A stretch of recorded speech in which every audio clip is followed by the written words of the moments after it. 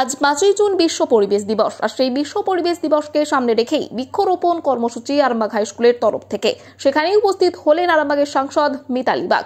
এদিন আরামবাগ সাংসদ নিজ হাতে বৃক্ষরোপণ করেন, পাশাপাশি তিনি সকলকে গাছ লাগানোর ও সবুজায়নের বার্তা দেন। এর পাশাপাশি পৃথিবীর বিশ্ব উষ্ণায়ন যেভাবে বেড়ে চলেছে দিনের পর দিন, কিভাবে গাছ লাগালে সেই বিশ্ব উষ্ণায়ন ঠেকানো যাবে সে বিষয়েও সতর্কতা বার্তা পেশ করেন।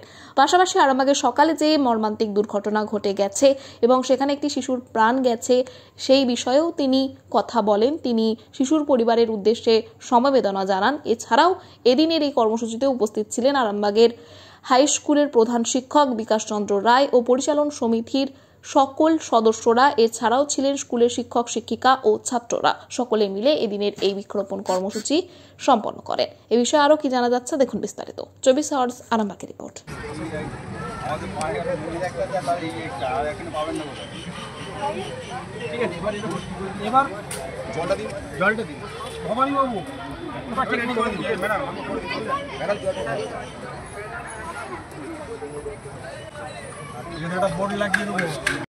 আমাদের বন্ধু, গাছ আমাদের বন্ধু, গাছ আমাদের ভাই, গাছ আমাদের ভাই, গাছ আমাদের সবকিছু দেয়, গাছ আমাদের সবকিছু দেয়। তাই তাই আরো গাছ লাগানো চাই, তাই আরো গাছ লাগানো চাই। 5ই জুন বিশ্ব পরিবেশ দিবস। তো এই বিশ্ব পরিবেশ দিবসকে সামনে রেখে প্রতি বছরে না এবছর আরামবাগ হাই স্কুল শিক্ষক শিক্ষিকা অভিভাবক অভিভাবিকা এবং ছাত্রছাত্রীবৃন্দ এবং স্থানীয় নেতৃত্বদের নিয়ে এই বিশ্ব পরিবেশ দিবসকে সামনে রেখে গাছ লাগানোর যে বৃক্ষরোপণ যে পরিকল্পনা, সেই পরিকল্পনার জন্য স্কুলকে আমি সাধুবাদ জানাই, মাস্টারমশাইরা যারা আছেন তাদেরকে। তার কারণ আমরা প্রত্যেকেই জানি একটি গাছ একটি প্রাণ, গাছ লাগান প্রাণ বাঁচান। তো সমাজকে বাঁচানোর দায় কিন্তু আমাদের সবাইকে, মানে বিশেষ করে সমাজকে রক্ষা করার দায় আমাদের সবার। তো গাছ পৃথিবীতে ভারসাম্য বজায় রাখে। তো গাছ আমরা যত বেশি করে লাগাবো, আমরা বিশ্ব উষ্ণায়নের হাত থেকে তত করে বেশি বাঁচবো। তার জন্য আজকে খুব সমারোহে শুধু আরামবাগ হাই স্কুলের সমস্ত জায়গাতেই খুব সমারোহে বিশ্ব পরিবেশ দিবসে 5ই জুনকে ঘিরে সবুজ উন্নয়ন বলতে পারি, সবুজের রূপদান।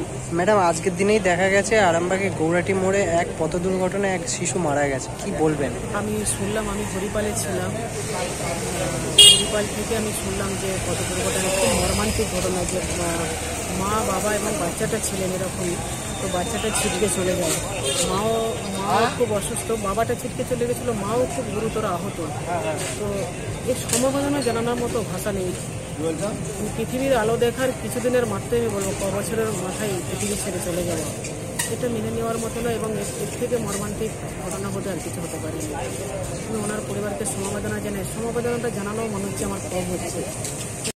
আজ 5ই জুন বিশ্ব পরিবেশ দিবস। আমরা আরামবাগ হাই স্কুল পরিবারের পক্ষ থেকে আমাদের স্নেহের ছাত্রছাত্রীদের, সম্মানীয় শিক্ষক শিক্ষিকা পরিচালন সমিতি, সম্মানীয় অভিভাবক অভিভাবিকাগণকে নিয়ে বৃক্ষরোপণ উৎসব করেছি। আজকের এই উৎসবে উপস্থিত ছিলেন আমাদের আরামবাগের সাংসদ সম্মানীয় মিতালি বাগ মহাশয়া, তাকে আমরা মানপত্র দিয়ে অভিনন্দন জানিয়েছি। আজকে আমরা এই বৃক্ষরোপণ উৎসবে আমাদের আরামবাগ হাই স্কুলের সম্মানীয় সহকারী শিক্ষক ভবানী প্রসাদ দাস, যিনি গাছ বাবা নামে পরিচিত, সারা বাংলা তথা দেশে যিনি গাছ বসিয়ে সবুজায়ন করছেন, তাকেও আমরা অভিনন্দন জানিয়েছি, প্রীতি উপহারের মাধ্যমে শুভেচ্ছা জ্ঞাপন করেছি সম্মানীয় ভবানী দাস মহাশয়কে। সমীর কুমার পাল আমার বিদ্যালয়ের সম্মানীয় পরিচালন সমিতির সদস্য, তাকেও সম্মানিত করেছি। তার কারণ তিনি আমাদের প্রায় 30টি গাছ আজকে আরামবাগ হাই স্কুলকে দান করেছেন।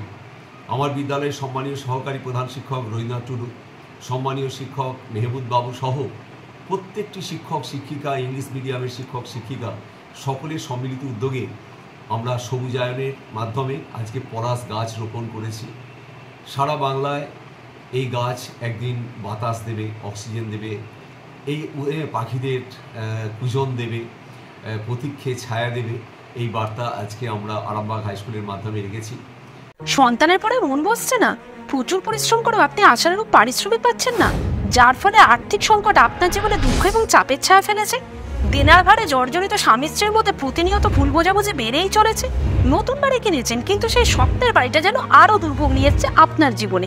আপনি ভাবছেন সস্তায় পাওয়া বাড়িটা নেওয়াটাই কি সঠিক সিদ্ধান্ত ছিল? এমনই সব দ্বিধাদ্বন্দ্ব এবং জীবনের কঠিন মুহূর্তে আপনাকে সঠিক পথে পরিচালিত করবেন আন্তর্জাতিক খ্যাতিসম্পন্ন স্বর্ণপদক ও স্বর্ণ মুকুট প্রাপ্ত ডক্টর অজয় শাস্ত্রী। তিনি শুধু আপনাকে পথই দেখাবেন না, আপনার জীবনে সত্যিকারের সুখ, শান্তি, ঐশ্বর্য, অর্থ যেন সঠিক সময় আপনার কাছে পৌঁছে দেয় সেই দায়িত্বও নেবেন। তাঁর অভিজ্ঞতা এবং জ্ঞানের আলোতে আপনার জীবন হয়ে উঠতে পারে নিরুদ্বেগ ও সমৃদ্ধির পথে ধাবমান। তাই আর দেরি নয়, স্ক্রিনে দেওয়া নাম্বারে এখনই ফোন করে ডক্টর অজয় শাস্ত্রীর সাথে যোগাযোগ করুন। কে জানেন, হয়তো একটিমাত্র ফোনই আপনার জীবনকে বদলে দিতে পারে।